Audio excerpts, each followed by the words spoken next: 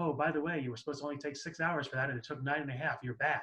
Mm. Not remembering that the one that supposed to take 10 hours took 2 and they were great. So I think it can cause some issues in certain cases, and that's why I tend to shy away from it.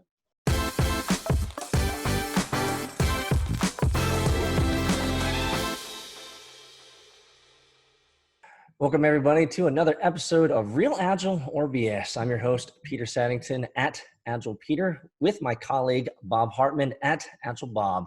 We're here to answer all of your frequently asked questions around Agile, Scrum, and all the frameworks encompassed in all of that. And today, we're going to be attacking a new one. Real Agile or BS? Are not breaking backlog items into tasks? Is that real Agile? Or is that BS? What say you, Bob? I think it's real Agile. I think that a lot of teams use training wheels where they break backlog items into tasks, and I don't have any problem with that. But as they mature, I think the real answer is let's not do the overhead of that. Let's understand how to work together on these items, and let's just swarm them and get them done. Let's save ourselves a little time with not having to break them into tasks. However, as training wheels, I think breaking things into tasks can be very helpful because teams can expose more issues when they break them into tasks. They can expose how they're going to work together better by breaking them into tasks. My concern is when we break them into tasks, we tend to think, you're going to do this one, I'm going to do this one, Joe's going to do that one.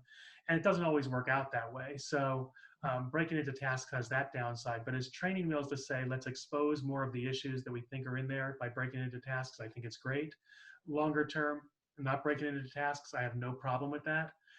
Unless, I guess the caveat would be, if they have really big stories and they're not breaking them down into tasks, that could be an issue. But a mature team, breaking down smaller stories, working together on them, knocking them out every day or two, no problem with them not doing tasks. I think that would be real Agile.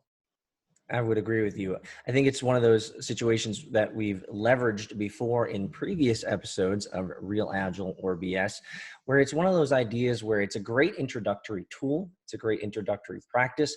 But as your team matures, it's one of those shuhari. Like as you get more experienced in it as a team, and as you gel as a team, and as you're able to understand each other better and effectively communicate and read between the lines, then you might not need to break those stories down into very specific and definitive tasks. Now, I'm going to actually go a little bit towards saying that breaking stories down in tasks is real Agile. 100%, I agree with you.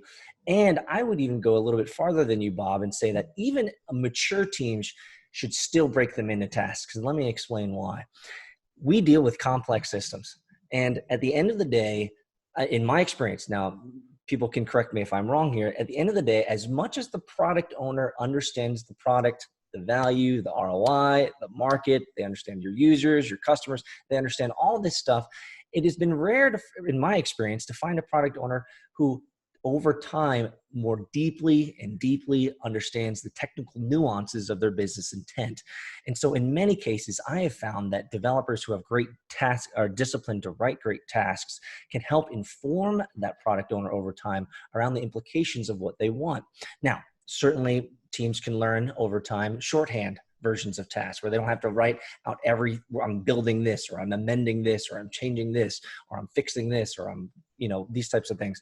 But I think it's important, especially from not only a CYA perspective, but from an audit and regulatory standpoint when it comes to very complex systems.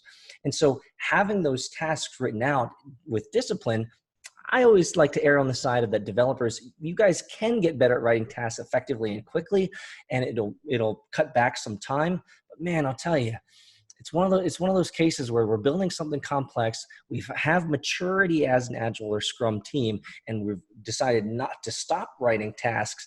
And I've seen it, maybe this has just been my experience, but I've seen it where those teams start falling off. And what I mean by that is people are saying, oh, what did you create again? What was it supposed to be? The story is not doesn't have enough detail for me right now. Do we get mixed up in the jumble here with what we're building? And so I always like to tell development teams that it's good to have development tasks almost all the time, but this might be one of those cases where we might say, well, it really is up to the self-organization of the team if they believe that they are mature enough to not have to write stories down into the task level. Good for them. But I would err on the side of writing those tasks because, man, I'll tell you, all it takes is one guy to show up and say, I have no idea what this story is. What was this all about? It wasn't as expected. You guys said X, but we delivered Y. I don't know. Maybe that's some of the scar tissue left over from being a developer. What say you, Bob? Well, that could be, Peter. And I think I have scar tissue left over from being a manager in various organizations and a VP in one. It's just, so my scar tissue is this. As the teams break things into tasks, how many managers will look at those tasks and say, well, why can't you estimate those by hours and just add them up? And Yes. now we get into a negative thing from the other direction. So I think there's pluses and minuses to using tasks or not using tasks. And I think you're right. It may go down to the self-organization of the team and they have to decide for themselves what makes sense for them. I don't have a problem either way. I do have a problem if they are trying to get the advantages of not having tasks and they're not mature.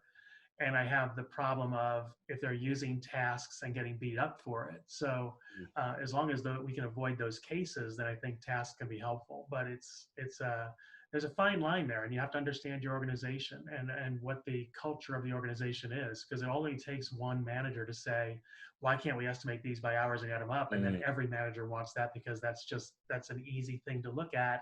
And now again, we have a punishment metric of saying, oh, by the way, you were supposed to only take 6 hours for that and it took 9.5. You're bad. Not remembering that the one that supposed to take 10 hours took 2 and they were great. So I think it can cause some issues in certain cases, and that's why I tend to shy away from it. That's fair. I'll add a little bit of color commentary to what I had previously stated. It's just my bias, but man, software is freaking complex. And I have found when I'm working with other software development teams, writing code myself, by the way, that tasking it out for me establishes a shared understanding between myself and the rest of the engineers and developers who are working on it as to what I'm specifically and explicitly doing. Not only that, is I have found from my own experience as a developer breaking down tasks, is that as I break a story down into tasks, and let's just say I break it down into 40 tasks, that's a huge indicator that I probably need to split that story even further. And it can also allow for other developers who are coming in behind me to understand the reasons and rationale as to why I split the story that way or why I coded it this way. And so I think, again, it boils down to the self-organization of the team and the maturity of the team. If I'm working with a high performing development team and I know the other developers, we might not need to go through all the tasking for sure. But man, in terms of traceability and helping maybe junior developers come up and learn about what we're doing, having that task, that pathing of the tasks allows them to understand why we did what we did, why we've integrated with the hardware, why this way, or why we've created this type of API, or why we've done development this way. It gives them a lot of context. But again, I think what you've said is that management can sometimes take these things and abuse them and leverage them as a punishment mechanism against the teams. I always have seen, and I'll leave it here as my last idea, is I've always seen tasks as something to help engineers and teams learn about how to break stuff down, how to speak the same language, and how to grow with each other. So that's my last 2 bits. Is breaking user stories into tasks real agile? I think AgileBob and I can completely agree that it is real agile. It's not BS. It's just a matter of how mature and self-organized your team is. I'll leave you with the last word, Bob. I think too, Peter, we have to remember that Agile is used outside the software space. And in many other domains, I would definitely say let's task it out, because they don't have as close a working relationship as the various disciplines within software do on many occasions. So at least in my experience, especially in the creative domains. So let's have them task it out so that they can work together in different ways and understand those nuances between each other. I think that's an important aspect. Perfect. We'll take it. Thanks so much, guys, for joining us for this episode of Real Agile or BS, hosted by Agile for All, myself, Peter Saddington, and my colleague, Bob Hartman. Guys, make sure that you subscribe, you smash the like button, and leave us a comment. Let us know if there's any questions that you guys have out there that you want us answered, or if you disagree with us, we'll take that as well. Thanks again for joining us. We'll see you guys next time.